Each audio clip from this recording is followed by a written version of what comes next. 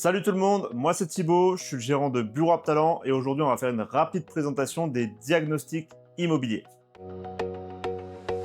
Alors, les diagnostics immobiliers, ce sont des documents qui sont obligatoires pour une vente, une location ou dans le cadre de la réalisation de travaux. Ça s'apparente en fait à un contrôle technique, mais pour un bâtiment.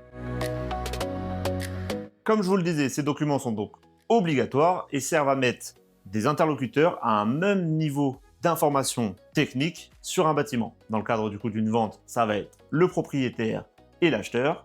Dans le cadre d'une location, c'est le propriétaire et le locataire. Et avant travaux, c'est le propriétaire et l'entreprise qui va réaliser les travaux. Donc ça concerne tout type de biens, un appartement, une maison, un local commercial, des entrepôts ou bien même un terrain nu. On va devoir réaliser du coup ces diagnostics. Les prix des diagnostics sont donc fixés librement. Chaque entreprise du coup dispose de sa grille tarifaire. Dans le cadre d'une vente ou d'une location, c'est donc le vendeur ou le propriétaire qui va devoir payer les diagnostics.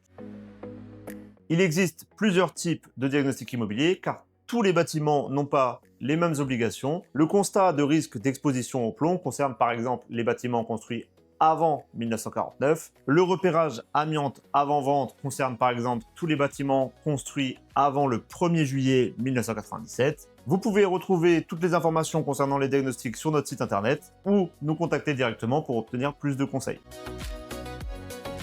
Chaque rapport de diagnostic immobilier a donc une durée de validité. Par exemple, l'état de l'installation intérieure d'électricité dans le cadre d'une vente a une durée de validité de 3 ans.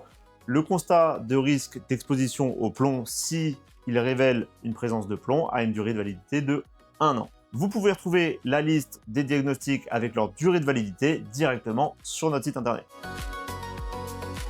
Donc suite à une prise de rendez-vous, un opérateur certifié va se présenter pour réaliser des mesures, des tests, des contrôles, des analyses, pour ensuite rédiger des rapports. Tout au long de la mission et après avoir rendu les rapports, il se rendra disponible pour du coup vous conseiller et vous expliquer les différents points relevés. Alors concernant les conséquences d'une anomalie ou d'un point soulevé dans les rapports de diagnostic immobilier, elles diffèrent selon le cadre. Dans le cadre d'une vente, une anomalie ou un point soulevé servent à informer le futur acquéreur et non pas de conséquences particulières.